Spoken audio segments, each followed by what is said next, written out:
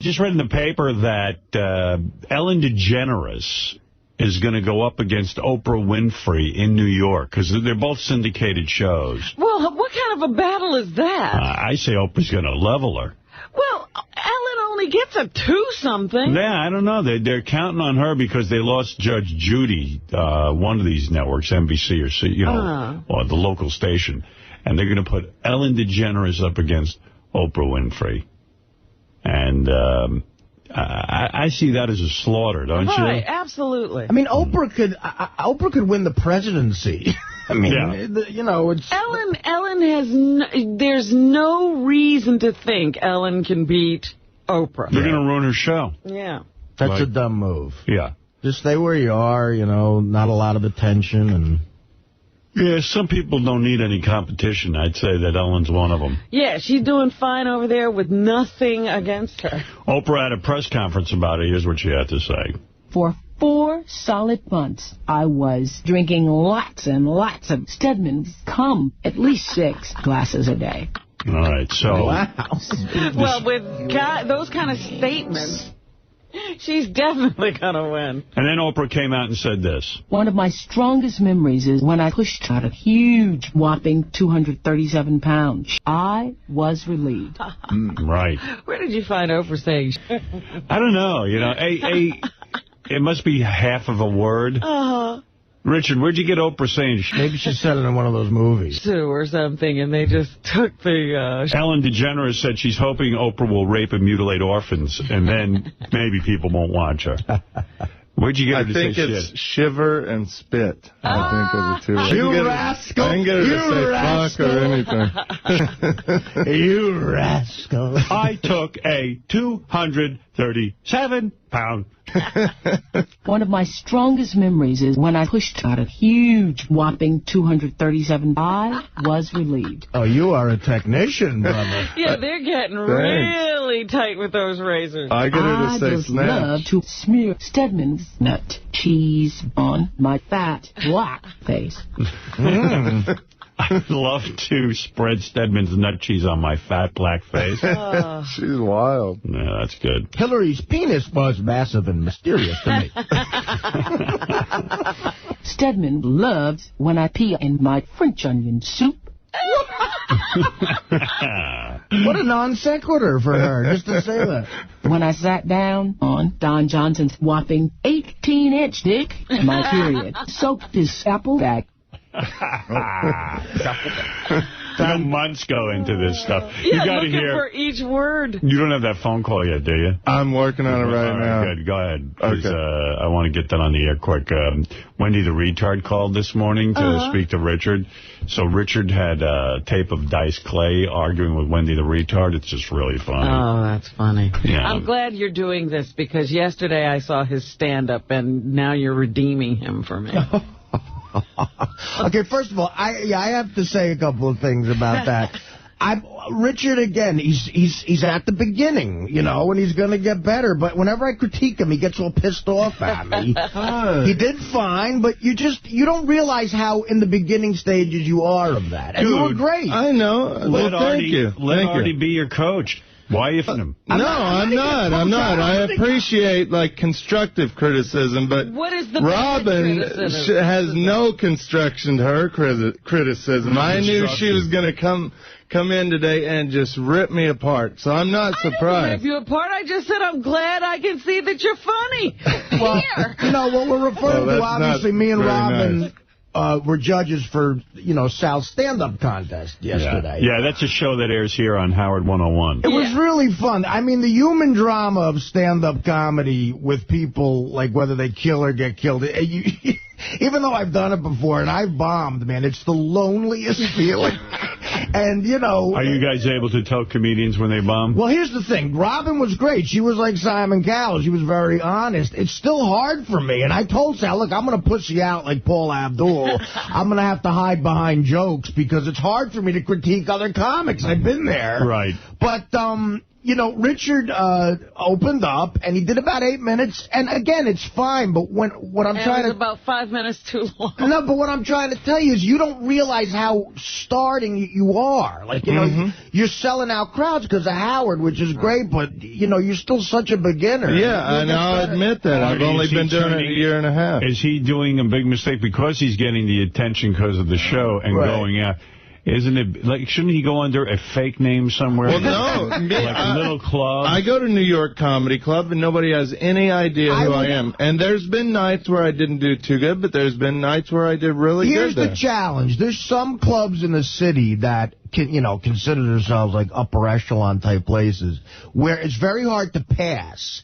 Like, it took me a year and a half to pass at a club to become a regular. And there's places that won't care if you have a little celebrity. Your challenge should be to get on there. One is the Comedy Cellar. Yeah, why don't you change your name to Pitchard Risty instead of Richard Christie? You should try to get Richard. You should Rusty try to Pecker. audition at the Comedy Cellar. Tori Spelling. That's like a good challenge, I think. Okay, well, actually, that'll make you get better. It was so cool because... Let me hear the real deal from the real woman. Robin, what happened?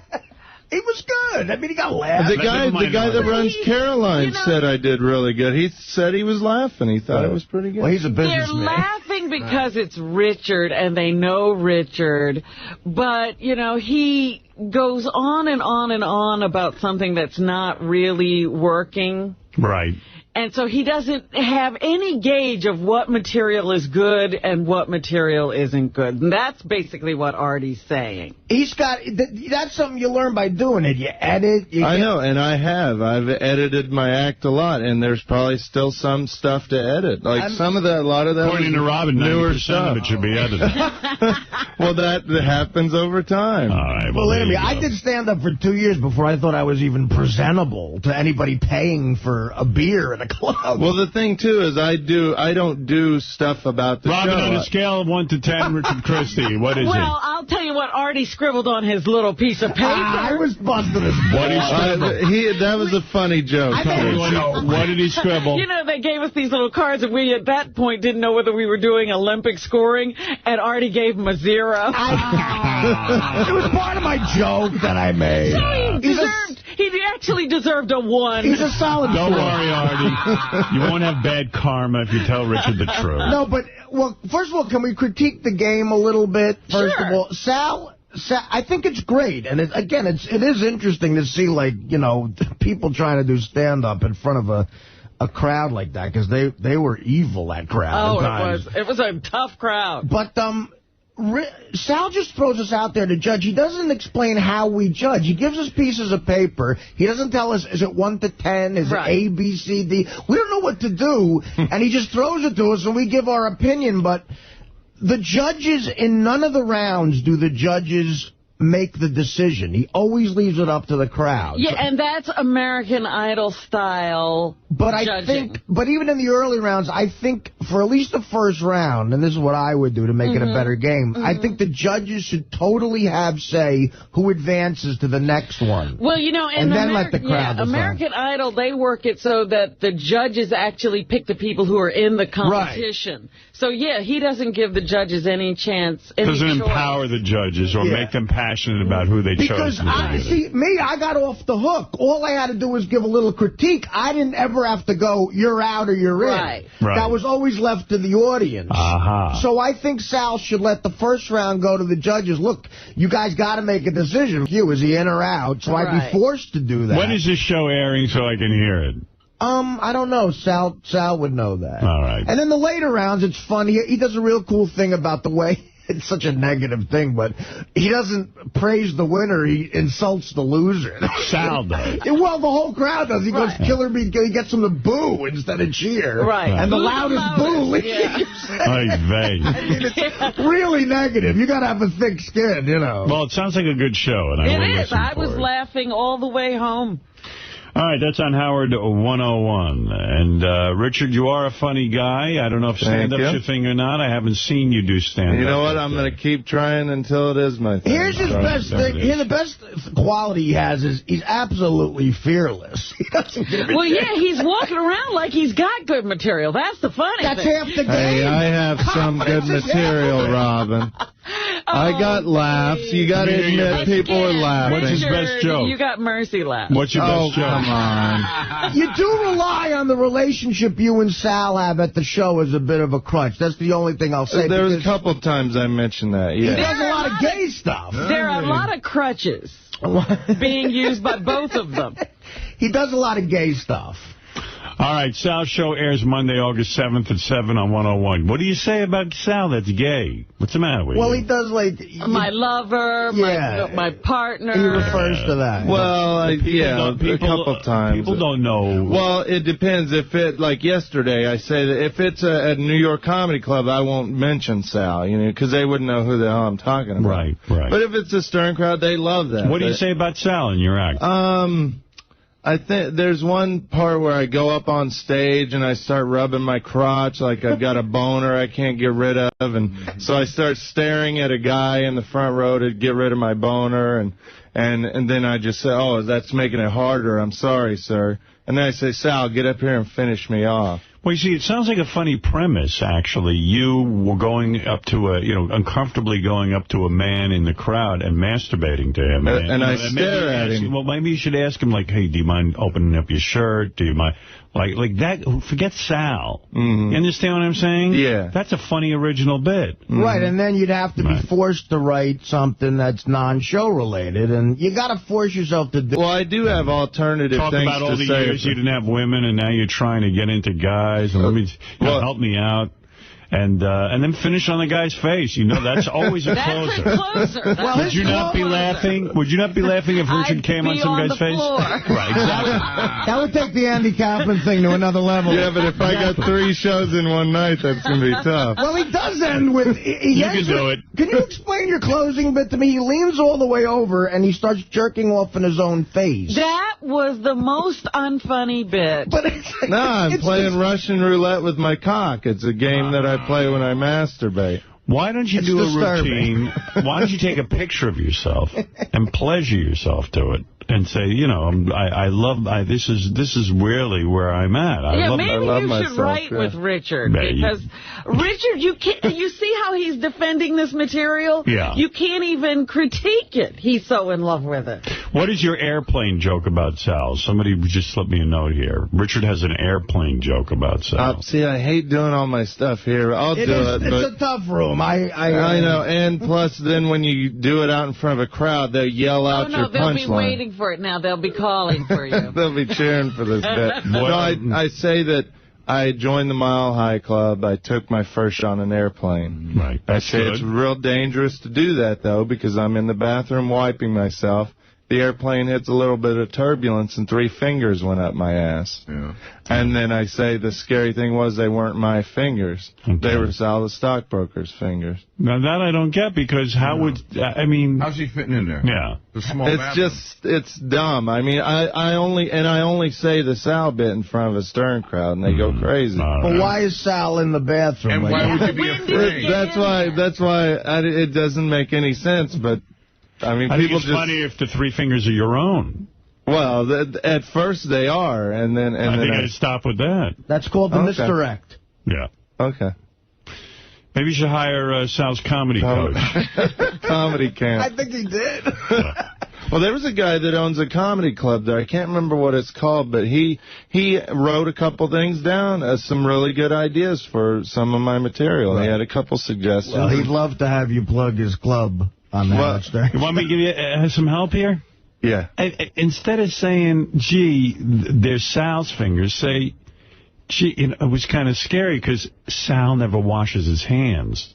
In other words, say, hey, there were 3 fingers up there, and then saying it's kind of scary when that happens because Sal never washes his hands. Okay. At least that might work a little. I don't know where to go with this thing. Yeah. All right, listen, get out of here. How we felt yesterday. I'll go edit that call. You know, Howard, speaking of stand-up, I got kind of an exciting announcement that I was told I could definitely talk about today. I guess there's going to be like a press release, but I really have to thank you because this is a special thing in anybody's career, and without you, it could never have even close to happen.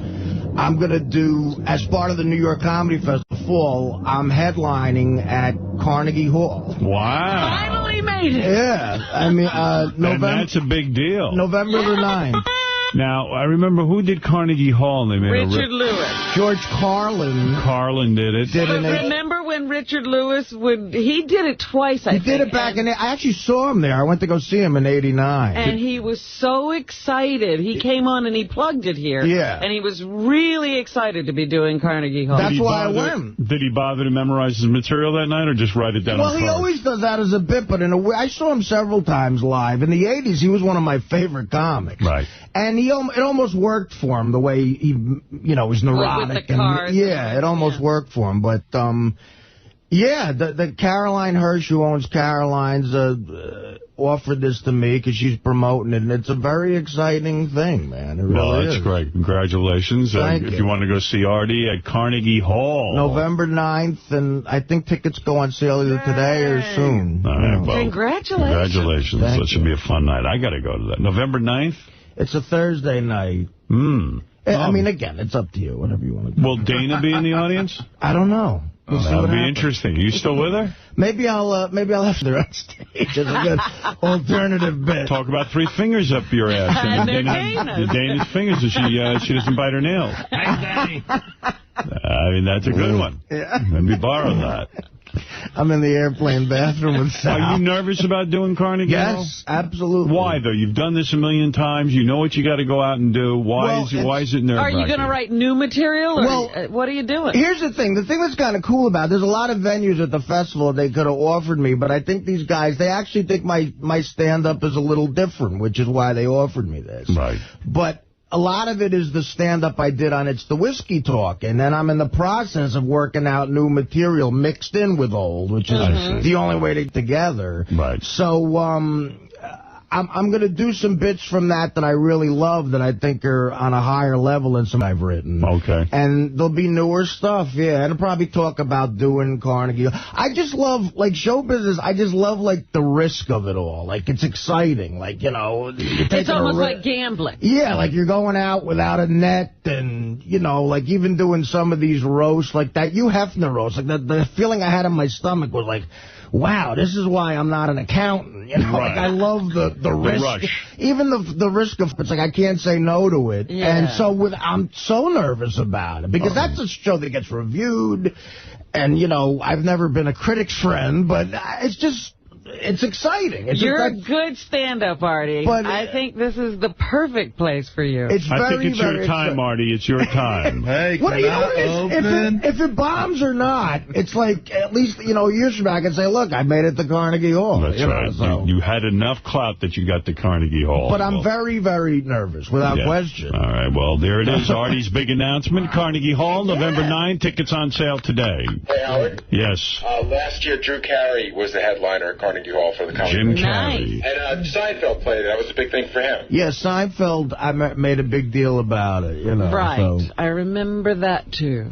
Well, before you go on stage, I'll give you one bit of advice if you want to take it or leave it. Just get a good nap at the Ritz-Carlton. Sorry, I'm late, everybody. Who will open for you, Sal or Bob Lee? I have, that's the other thing, which was How about me? What was real cool about it, they said, it's your show, man. You're going to headline, you pick a host and a host and an opener. How about Bob Levy? Bob is definitely someone who, would be a candidate for that. I've worked with Bob. Bob just hosted the Fame Awards. Did you hear his performance there? He was hilarious, as always. You the Right. Right. How we doing? Welcome to the Fame Awards. Let's go. We ready? Come on.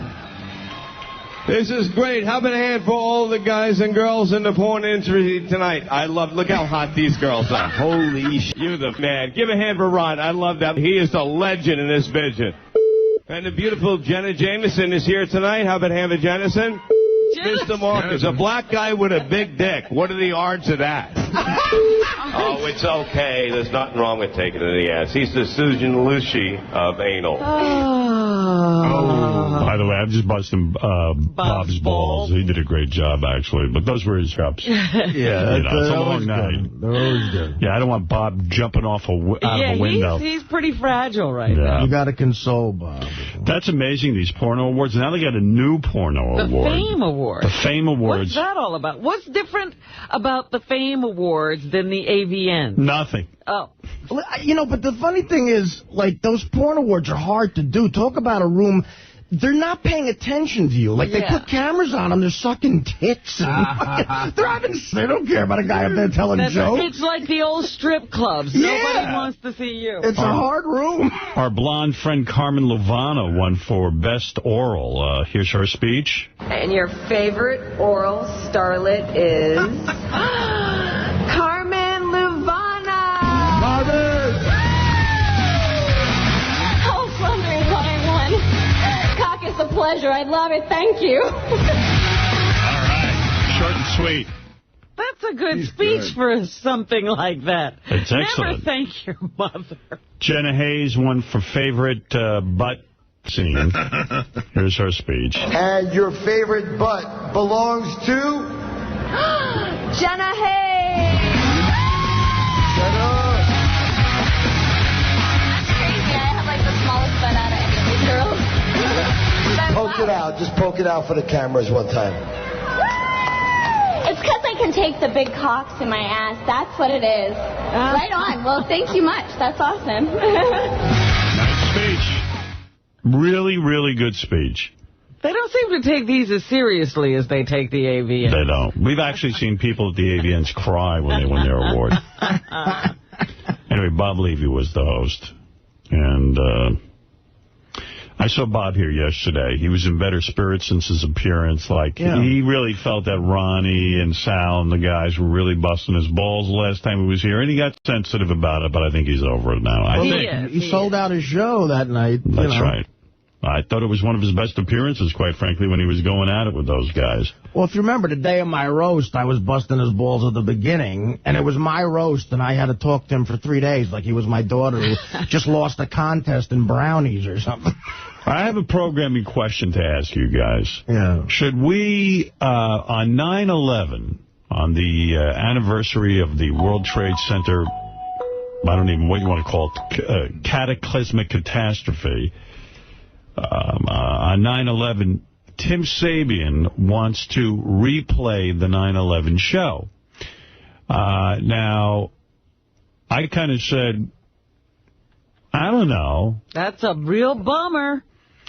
But it is the most requested show out of all the fans since we got our tapes back. I got to tell you, not only is it requested for audio, but I was talking to the guys from In Demand. The video, that's one of the #1 requests to put on In Demand is playing that show. Really? Are you going to put it on there? Well, we're trying to figure out what to do. That was part of what we talked about in the meeting yesterday. How do we present it, or do we present it at all? Right. Well, you know, part of the show is just the regular show. Right. And we were having a great discussion about whether you could have ever gotten Pam Anderson. Well, that starts at about 8:30, but then there was some discussion. Like, some people said, why don't we just replay the entire show from 6 o'clock till the end? And I said, well, from 6 to 8:30, I'm not even sure what we did. And then somebody said, yeah, it would be great to show what life was like before 8:45. And then somebody said life is a lot like the way it is today. Like, people have already forgotten. But would you take the whole show, say I think it's 6 in the morning till almost 1 o'clock, so we're talking 7 hours. Right. Well, I don't know what to do because I haven't heard that show, and it might be, sort of, mediocre show that day, or a show that's really not worth replaying, and then... I think it's awesome. Yeah, I mean, that's my I only remember that Pam Anderson conversation because it immediately preceded the whole event. I think most people I talked to, Howard, who were at home when it happened, and I was one of them, had you on the radio and CNN on TV. That's how they described it. Yeah, but you got to remember, it was the moment, and I don't know that replaying it necessarily... Now, the thing is, do we do a show that morning, or do we play the show instead? I say we do our regular show in the morning and then replay it afterward. But then you were saying that takes away from people who might want to hear that morning show. Well, Here's how I see it. I say we do a regular show that morning, but we play clips from the 9/11 show. So what if, Tim, you're the program guy. What are you thinking? What if we did this? You do your regular show that morning. Okay. And then you take clips from the 9/11 show and just kind of talk around it, and then do a special at noon after the noon news. We replay, we edit it down so it's a real good, tight presentation, and play it then at noon. I'm okay with that. But then you miss the replay. People do like replays. No, then he's going to replay the replay will regular come back show. afterwards. Okay. After the show. I'm okay with that. And I think the fans can let us know, too, on the message boards and so forth, and, You don't necessarily want that Stern Fan Network, though. Making decisions for you. I heard the round table this weekend. They were actually discussing Riley's $5 million request like it should be considered. Legitimate. You mean not just a raise, like the figure $5 million? Yeah, maybe he deserves it. Hey, not to throw you off topic, but did you see the email that Tim sent out last night about the negotiation? Yeah, I read that. I felt really bad for Tim. Let me read it. This is the latest in the Riley negotiation. If anybody is following this story, I do have a memo from Tim where he gives me a full report on what is going on with the intensive Riley negotiations. And for those of you who are fans of Riley, I don't know if you're going to be pleased with this. Because Tim does not have good stuff to report here. No, I'm going to read it to you. It's not a negotiation. It's just him, popping off, and you can't get a word in edgewise. So you get the same lecture that we get. Yeah. All right, here we go. No, here we don't go, because I don't see it in here. I know I told him to print it. Jason, do you print this stuff out? Let me take a look. Did you print it out? What? I forgot it, dude. I forgot it. I never got it. I forwarded it to you and put print. I don't have it. It's not in my email. I'll print it up real quick. All right. I don't know. Lately, Jason and I aren't on the same page. No. Well, maybe I didn't send it to him. With all your pages. I'm going to check my computer and see if I sent it to I swear to you, man. It's not my email, dude. All right. Well, give us an update, basically, what you said in the email. I called Riley later in the afternoon because I wanted to see as far as what we could do logistically, and I was even considering the possibility of sending somebody out to his home to install a unit where he could broadcast from his home. And then I opened up the phone call because he was complaining about not getting paid. And the reason he wasn't, being paid for the remaining 3 shows is because he didn't finish all his paperwork. He signed the releases and all that kind of thing, but there were some things that he needed to sign in order to get paid the remaining for the remaining shows. So I explained that to him. Then he went off. He says, well, my other guys, I says, well, the other problem is your other guys just submitted their invoices, and they didn't do their paperwork. Yeah, I mean, how many times can you tell him the same thing? Yeah, you tell him, and he remembers it for 5 seconds. And I asked him, I says, I'll tell you what, why don't you come in, I'll sit down with you, I'll go through it with you, so we can get it done. And then he just went, we're not getting, it's the whole thing. And there's no reasoning with him. Well, maybe it's time to, maybe it's time to end the show. And I tried desperately to work it out, even though he was very caustic and very just caustic. What's caustic mean? Well, I mean, accusing and so forth, and Caustic. Caustic. Caustic. Is that the right word? I know. When you talk, man, you use why don't you just keep your language simple? Why do you try to use big words? I will. Okay. Tim tries to use big words. Yeah, he was accusing me of this and that, and I'm like, look, I says, Riley. I said. Yeah, not I says. Yeah, go ahead. Says, I'm sorry, I got on a roll here. Go ahead, yeah. It's a tough roll. So, yeah. Well, I mean, you are the program. Well, now you're so self-conscious. Tim's a very uptown-looking guy, Tim looks like a rich guy, well-fed. Well-fed. Guy. But he speaks like Daniel Carver without the races. Yeah. I mean, he's a good guy, too, but it's like you look like a rich guy to me. Like, you're ready to get rolled. Yeah. He looks like Rush Limbaugh. Yeah, definitely a guy who grew Here we go. You do look like Rush Limbaugh, though, man. good. Now that you say that. Yeah. Like well-groomed and sort of, just and happy and, Ladies and gentlemen. It looks like he's just about to golf. There you go. Definitely. So, Tim, so it must be very frustrating. So it was. And then I just said, look, Riley, it looks like we can't come to a decision here, so let's just move on. So that's how we left it. All right. So, no, you didn't even get to a discussion of the possibility of putting equipment in his house or anything? No, didn't even come close. Then the money thing, and it got ugly. So. Wow. So you said I can put some equipment in your home, and that didn't satisfy him. We didn't even really, we kind of touched on that, but it was just, he was so just nuts about the money part of it. Well, you see what has happened. I think that Riley has gotten so irritated over this money thing, he can't hear anything else. Right. Until he gets those checks in his pocket, he won't even be able to have another discussion. Hey, man, look, you... You're treating me like a field nigga. I got to make mine. I got to feed my family. Howard, just go on. Robin, I'm sick and tired of your boats and, your $17 million mansion, man. Look, man. You Buffalo man. And,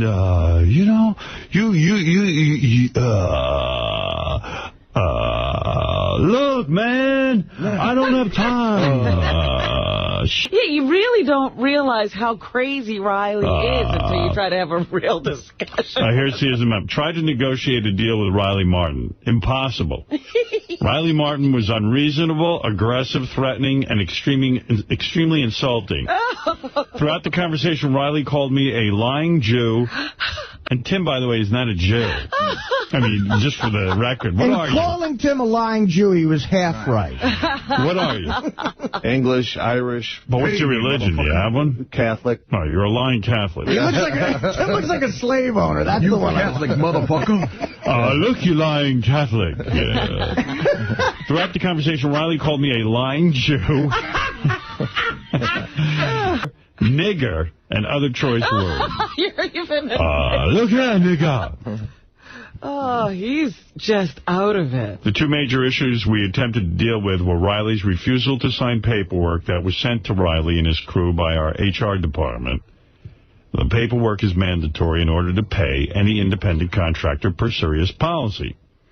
We have paid him for 4 shows to date and owe him for 3 more. I pushed through the first 4 shows as an act of good faith, but cannot do this again until the paperwork is signed. The second issue that we attempted to deal with was Riley's salary per show. The closest thing I could figure out from Riley was a mention of $50,000 as chump change to you, so give me my money. 50 grand is chump change. Look, man, $50,000 is chump change to you. Give me my money. Like he's got some money over here. My money, yeah.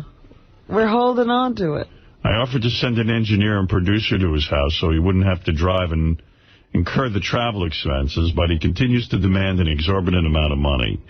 We left off at the same place we started, unable to see eye to eye. Maybe we'll run Best of Riley Martin tomorrow or not, I don't know.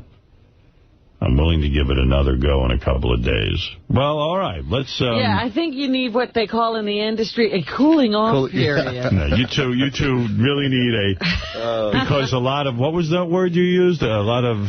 Acoustic comments. Yeah. You just invented a new word. I think so. Caustic. What is it? What word is he going for? Caustic. Oh. Caustic. No way, right? Is that true? I think he was... accosting. Like Riley was accosting he was talking about being attacked. Did you try to... Were you meaning like harsh and almost vulgar? Like that's caustic. Hey, look, man, why I gotta argue with a man who says caustic? Yes, Riley, you're on the air. Yeah, excuse me, I'm sorry. Riley, you're on the air. Where's my invoice? Yes, Riley. Now, if you cannot understand this, and if you still think that I will work for starvation, nigger wages, while getting 20,000 calls an hour, then you are rudely mistaken. I would rather take my chances on making it elsewhere. We're giving you that opportunity. It's really paid off so far. We were saying let it go. Hey, this is bad. Is it? Bitch, I've never begged for anything in my life. Right. Then why are you on the phone? But that's immaterial. That's immaterial. That's got nothing to do with you giving me a decent salary, Howard, which you could do offer 1/100th of the interest on your money if you wish. Now, to give you an idea of how much we don't need Riley, this is not really Riley. This is him tape. This is his tape? These are This is wonderful. Oh, my God, I thought it was shot out of a cannon. Really, yeah. I said, boy, he's still as angry as he was yesterday. Riley, listen. That is quite simple. Look, Riley, I don't know what you're trying to say. If you have some kind of new information, let us know. I understand that. And this is not right. It is simply not kosher. It is not right. It is not fair. If I don't produce for you 3 times the listening quotient I have now in the next 3 months, I will quit. Howard? Yeah. I have a question to ask Riley. Riley, when you I have a question for you. And this is the question. You get hired for a job. They pay you minimum wage. When you prove yourself, don't you ordinarily get a raise as you prove your value? Not before. You wanted to say all the time, yet you haven't said anything about paying a decent salary. But you haven't proved yourself yet, Riley. Bullshit you're offering me. You haven't proved. Riley, answer the question. Have you? Riley, answer the question.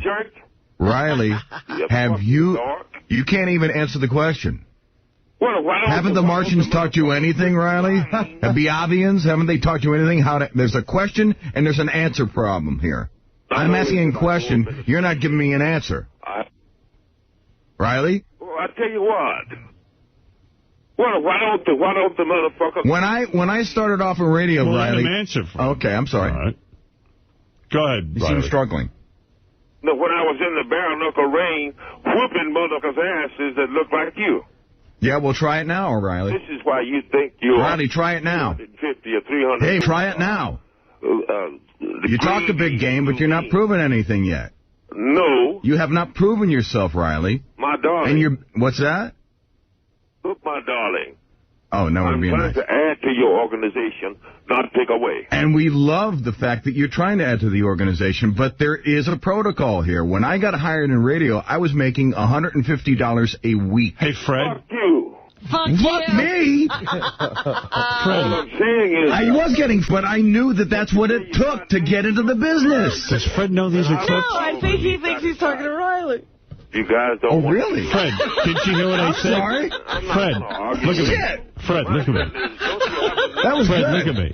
This is a guy playing clips of Riley. Oh, I thought I was getting somewhere. But I announced it, and you totally... You know, I was so focused on trying to convince him, because I like Riley. Go ahead, you can go back to your discussion. Because it was great. Riley, what do you want to say to Fred? You jealous little petty bastard. You fucking dog. I couldn't believe That Fred was was good. there. He was going. No, because I really thought it was him. Wow. But I announced... I thought I was getting something. You are telling me that you can offer somebody $10,000 to get wad on their face, and you can't give me but $300. We really don't need him. No, we don't need him. That's my point. I'll tell you what we got. I got you, Fred, who was willing to argue with a tape, and I got Riley. That's bullshit. I'd like to see Fred beat up the tape. He was challenging the tape. He was calling it out. I need to hire this guy with the clips. Yeah. He's good. What do you mean I've been paid? Hey, Riley clip guy, who are you? You tend to think that the listening public is as stupid as This guy's good. It's me, Howard. It's Sal. Hey, Sal. I thought so. I said that's probably... Oh, good. We'll just have Sal do the show. Hey, Sal. You don't need him. Sal, Fred was yelling at you. I know. Thank you. That's great. Peace and love. All right. Love. Thanks, guys. Bye. That's Sal. Yeah, that was good. Boy, rallied himself. Gave us too much tape. All right. Well, let's hope it works out. I do like Riley on the channels, and maybe talk to me after the show. Okay. Well, like I said, I really believe there needs to be a cooling off period. You know, maybe not talk to Riley for a week or two until he calms down. All right. Anyway, there's so much to get to this morning.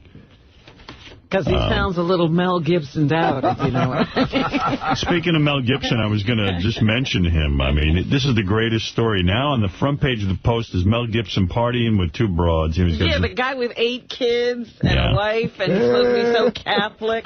Mr. Catholic. This guy is soaked up. The bleary-eyed star was spotted at celeb-studded Moon Shadows restaurant with a babe on each arm and a beer bottle in the right hand late Thursday and into the wee hours Friday. God. Revelers said Gibson admitted that he had been, first of all, here is a guy who's the luckiest in the world. Mediocre actor. Yeah, born with a great face. Born good-looking. Okay, admittedly, a stepfather. Father is a Holocaust denier, loves getting on the telephone and spewing out to anyone. So he was raised by a maniac. But here's a guy, puts out a movie, one of the worst movies ever made, and it makes $600 million because the religious kooks in this country all over the world. I was reading something the other day that said in Arab countries it sold out. Everywhere they really hate Jews, it did very well. It was really a Jew-hating film. And, Gibson, was hinted that he was anti-Semitic. He denied it. So now this moron goes into a car and in front of cops starts spewing out his Jew-hating shit. Right. And finally everyone knows who he is. Even Barbara Walters, who, is pretty much milquetoast, said she will never, ever. Interview him again? No, never go to a movie of his again. No. Kind of, And I'm saying, never go to a movie of the guy. How about when you see him out, you shun him? Right. If you believe that he's a vicious racist. And I took a lot of shit on the air because I said the guy's a vicious anti-Semite, and a lot of people gave me shit for it, but I'm glad to be proven right. What is this? Mel Gibson singing on Gary Preview, page 1. How do we have that?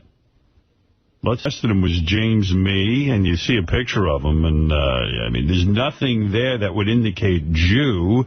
And Mel Gibson could spot him right away. Yeah, I looked at the picture and I was like, what made him think that he was a Jew? Wait, the cop really was Jewish? Yes. Gibson is good at spotting Jews. I'll give him that. Which is the first. He could have been Hitler's right-hand man with that skill. If he ever is available to do this show, we have a game we can play with him. Yeah. You put a Jew in a cop uniform, it's kind of hard to tell he's a Jew. Unless he's got, the talus and the payas and when do you ever see that? When do you ever see a Hasidic cop? I'd go with Italian first. And then Jewish.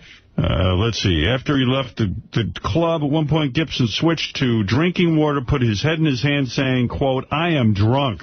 Well, he had been drinking wine earlier at dinner, according to the article, and then switched to beer. Nah. Some people begged him not to drive. He said, no, I'm fine. I'll take care of myself. A Los Angeles sheriff's deputy busted the road warrior in his 2006 Lexus going 87 miles an hour in a 45-mile-an-hour zone shortly after 2:30 in the morning Friday. A bottle of tequila was found in his car. Yeah, he wasn't finished. After the beer, he had tequila in the car. Gibson tested at 0.12% blood alcohol level. Cops said California law considers drivers at 0.08 to be impaired. So 0.12 is pretty high, right? Yeah, definitely. What was your worst arrest, DUI? I'm trying to think. 1 point something, definitely. I think it was when I got a DUI originally, I was like 1.9. Wow. You make Mel Gibson look like a piker. How are you awake? Hey, Richard, what's up? They're like on the subway. Now, whenever I hear somebody sneeze or somebody cough, I freak out. Why do you freak out? Well, I'm just worried about the swine flu. How's the thing on your arm going? Look at that. Oh, not too good. Does it look worse? Did you go to the doctor? Oh my God, and it's bleeding. Did you go to a doctor? Yeah, but I didn't get to go see him again. What did he say it is? The test's got to come back. I got to call him today. It was almost all gone. Now it's I worse. know. Do you think it's because you're covering it? I don't know. I went swimming this weekend, maybe. Oh. Did you change the bandage? Yeah. I changed it yesterday. Where'd you go swimming? In a sewer? In a pool. Where? Look at his arm. He's got I know, I MRSA. saw it. When we were on the road. It looks like his skin is getting ready to fall That could be off. very contagious. I want him out of here. Yeah, me too. No, it wasn't. I don't think it was Richard, ever just getting better. now and go to a doctor. You should be at the emergency room. Yeah, go to an emergency room. I got to know what that is. I can't let you around all these people. You could be spreading that. Yeah. Yeah. Yeah. All right. Well, I didn't want to call in and like make you guys think I was faking it or anything. Look at that thing. Come on, cover it up and get out of here. You wouldn't even have said anything if we didn't ask you. You're fine. No, but you can't go. Those pools on the road, Rich, at those hotels, don't go in those, man. Yeah. First of all, you're giving people disease. Right. You went in the pool with that thing? Well, they have chlorine. I mean, that gets rid of stuff. I'm sure it's real. It's real. It's so funny I'm making Richard leaving Seth MacFarlane's in today. Are you kidding? Man. Yeah. Well, we can't have him in a hotel having loads dropped on him when he's got that thing on his arm. Was he supposed to do that? I'm not doing any loads. Yeah, we're not doing it. I gave up on that. Thank you, by the way, for that. Plus, I got to do the Blue Iris special tonight. I don't know, but you should go right now to a doctor. Just go to a hospital, and I'm telling you that looks highly contagious. That doesn't look right. It was almost all healed, and now it's all open again. Well, at least it was contained, and now... Do you have to keep showing it to me? Can you cover it? Sorry. Honestly. Sorry. He keeps showing it to me. Richard, he's like a 3-year-old. It's kind of neat looking, isn't it? It's not a joke, man. It's because that's going to get... that can get us sick. Yeah. This is how the swine flu got here. It's the same thing. Yeah, but that came all the way from Mexico. And that's what I'm saying. It can travel that fast. You're right here. Yeah. You're patient zero, if you don't mind me saying, and I need you out of here and go right now to an emergency room and find out where that is. Yeah, that's an open sore. Okay. Yeah. I'm sorry, Howard. I hate missing work. I know, but this is... why didn't you take care of it on Friday? I did. I've been putting stuff on it, but it just gets worse. Who did you go to? My dermatologist. And what did he say it was? They took a swab, and they're going to give me test results. Well, gee, that's great. Like, when is the guy going to get off his ass? I mean, what if it's contagious? You don't call when it looks like that? It's getting worse. Well, they're not there on the weekend. Hey, how are you not panicked like crazy? Like you're just very... He knows it's nothing. You came in here for something totally different. He comes in, he's worried about the swine flu. He's already got something that could kill him. Well, it doesn't hurt. It itches, but it doesn't, hurt or anything. You're scratching it. I think the stuff you're putting on it's making it worse. Who's your dermatologist? Is he a legitimate guy? Or, and I put, it's like an antibiotic cream I'm putting on. I think you do. I think you're putting, who told you to put antibiotic cream on? Everybody. Yeah, they did. And even the Dr. Jules that came in here said Are you taking an oral antibiotic? No, cream. Cream form. I'll get out of here. Robin, you agree? That doesn't look right. Yeah. That's frightening compared to where it was. That's frightening that it's getting like that. I see it, Richard. Close it up. Yeah, you agree with me, right? Yeah, and that's crazy. What's all that crap all over the bandage, too? Just leakage, I guess. Yeah, Howard. Yeah, it looks like it's blood. Leaking. Cover it. Okay. And go to the doctor and find out what you should be doing. And get a good doctor. All right. It was, what, a mosquito bite? Pimple. Yeah. Ugh. Oh, and it turned into that? Man, that's something crazy, man. That's... That doesn't look right. Yeah. All right. But it was all healed. Yeah, I know. Howard, I never thought it looked all healed. It looked kind of angry, though. I mean, it was kind of... Yeah, it wasn't all healed. Yeah. All right. Leave and immediately go to...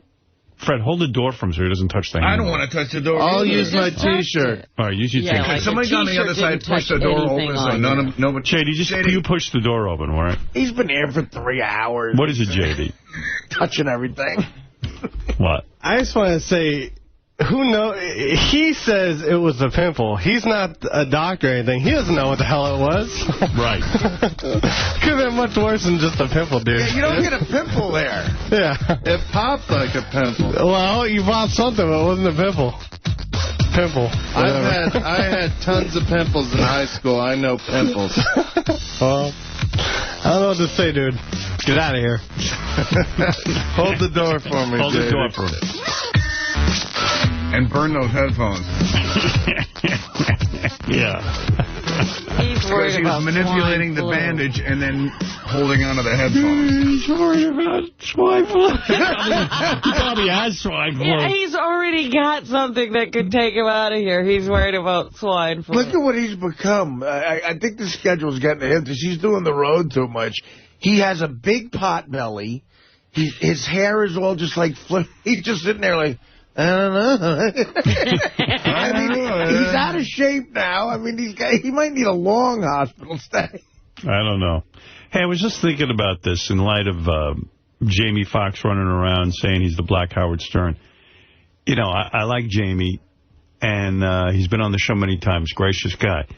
But I realize, like, whenever somebody says something stupid, they go, well, I'm the so-and-so Howard Stern. I'm being like Howard Stern. Right. So everyone must think I say really stupid things. Well, that's what I was trying to point out when it was said. It's such an insult. You're an idiot, according to them. And everyone accepted the explanation. So they go, like, they said, well, he said something about Miley Cyrus that was horrible, but he says he's the Black Howard Stern, which is almost saying, you know what? Howard Stern's an idiot. Yeah, I was being a jackass like Howard. And I don't think I say idiotic things. Well, that was what I pointed out. I said, you would never have said what he said. I wouldn't have. But then his defense is, I was being you. See, they don't look at it as idiotic. They think it's mean. They think you say mean things.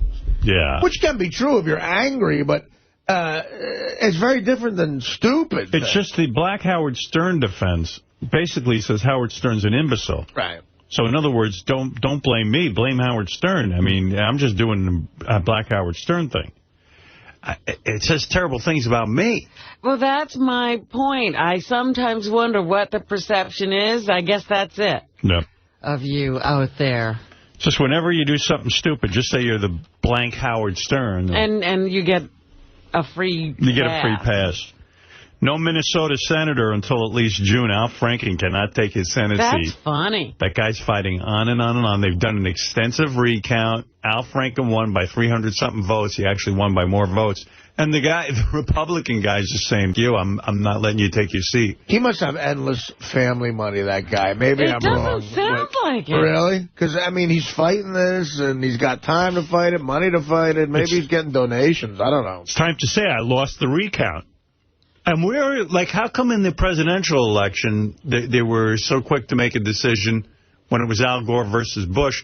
How come a judge can't step in and say, listen, Senator Franken, you are now senator? No, Al Gore decided not to continue to fight. Oh. He could have made endless inquiries. Which was very big of him at the time, because he said, look, we need a president. And kept it going in the courts as well, bringing up other questions.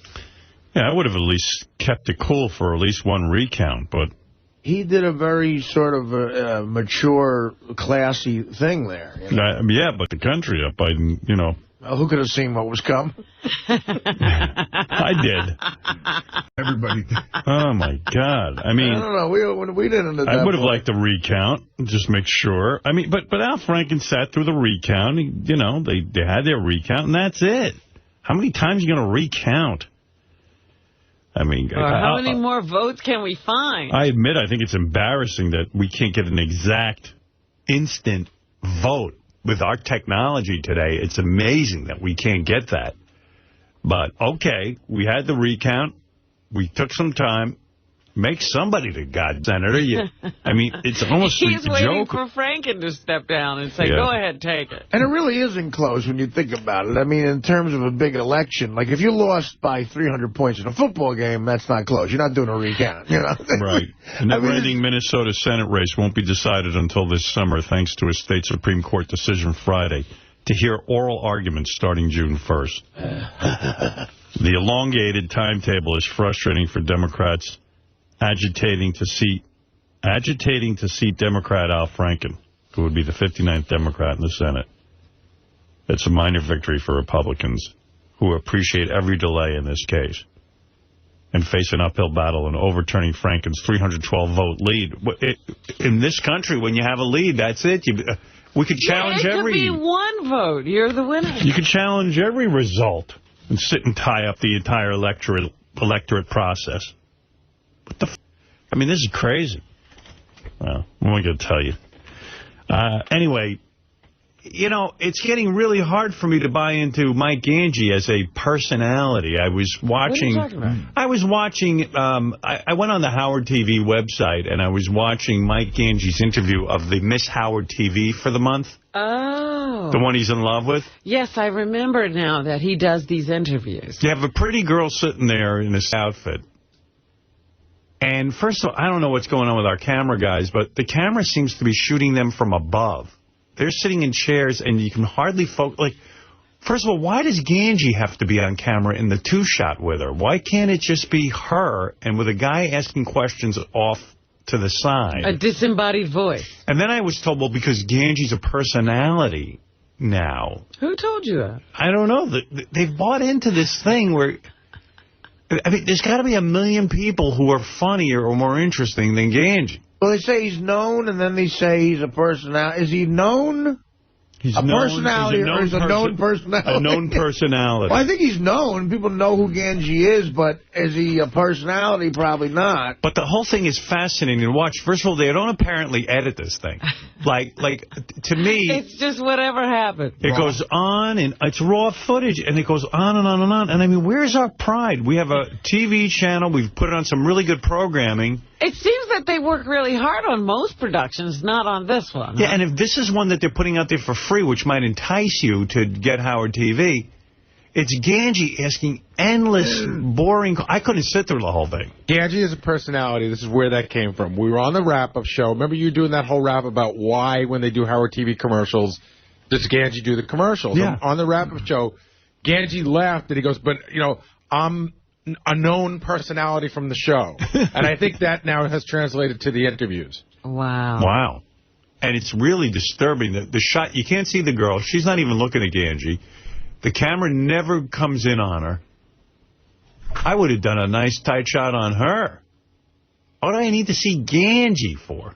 I don't know. The whole thing was making me mental. I mean, it was just insane. I'm watching. I go, we're putting this out there for free, and does that mean it has to be bad? Hi, Mike Gange here with the Miss Howard TV webcast.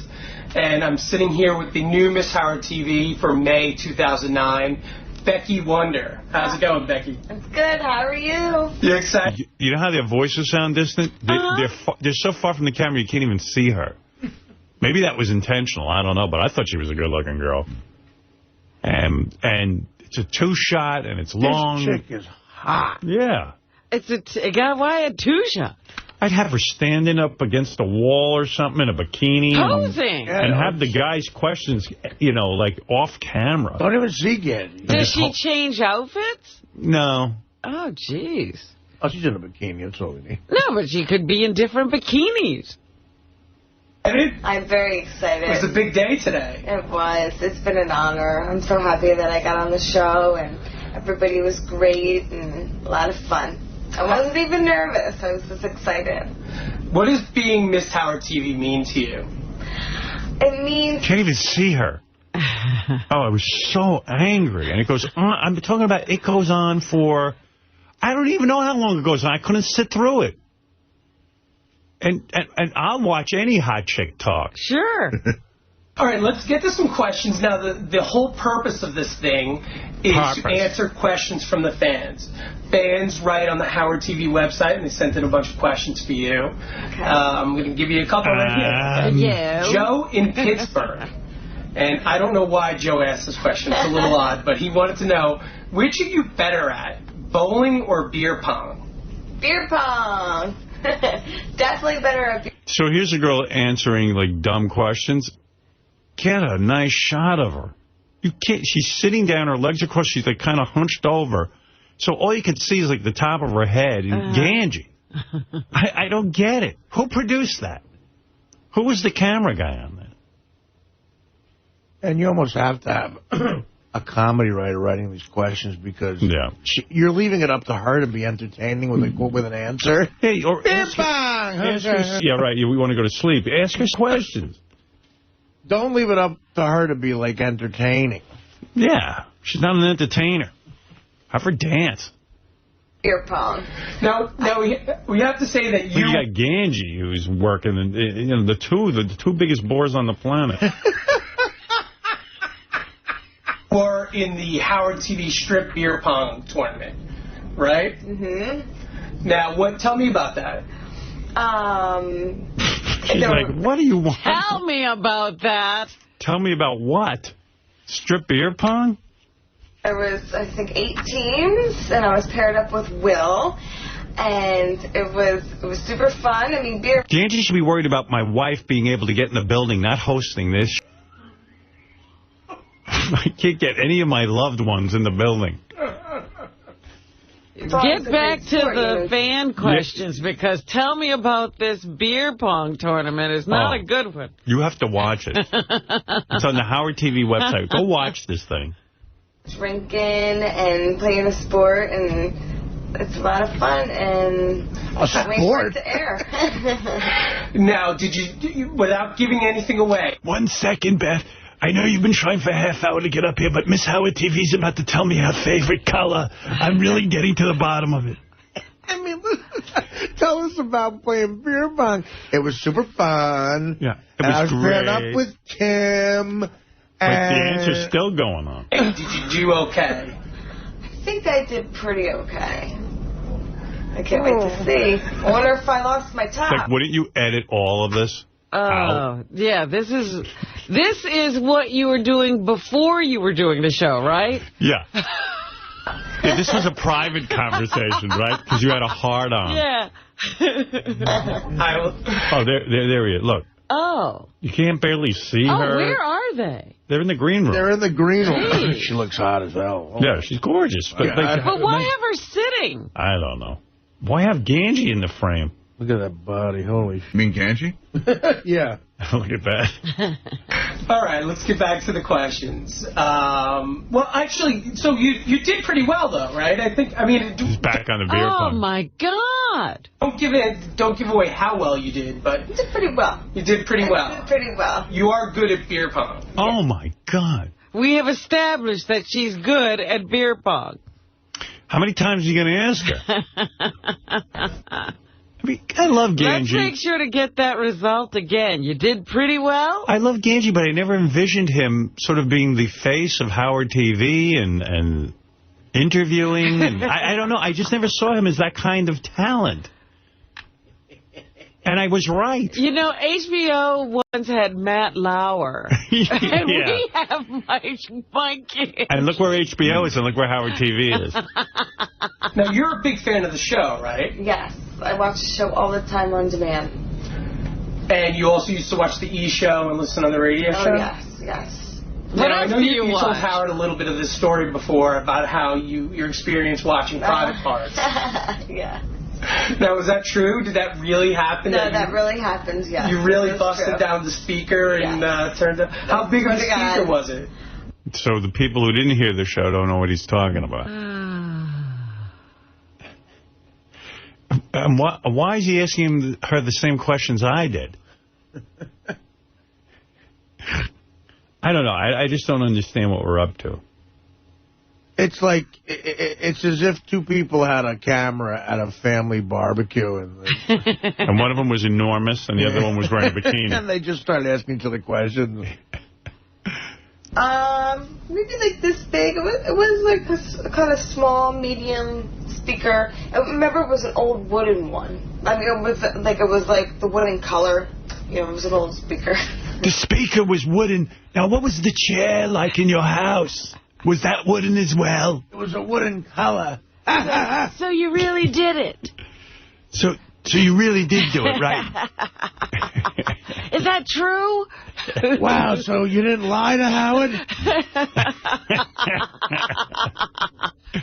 Did you get naked to do this, or were you wearing something? I think I was wearing underwear. But, yeah. The Watergate hearing. And what would happen if like your parents would have walked in? Well, I made sure that they left for work, you know. Oh, my God, I would have been so embarrassed. All right.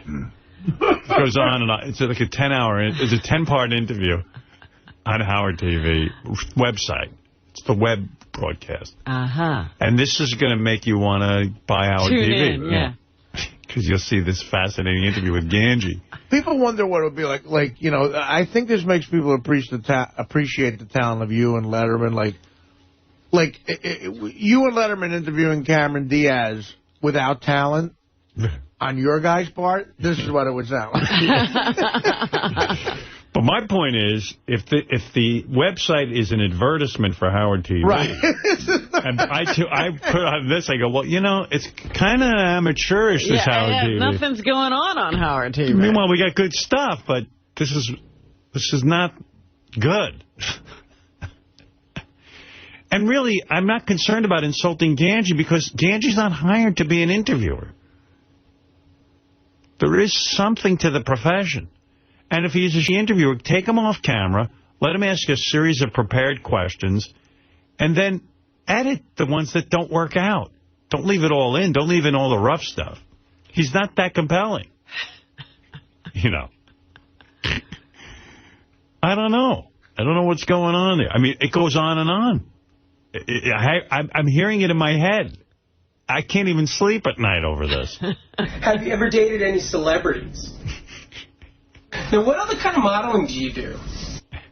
Bowie Stumper wants to know, okay, F, marry, kill. Artie, Benj. Oh, my God. It just goes on and on and on. That's what I'm into. So, anyway, that's what's happening on the Howard TV website. Good to know. Yeah. Let's go to Christian. Christian, you're on the air. Hi, guys. How you doing? Pine Grove, Pennsylvania.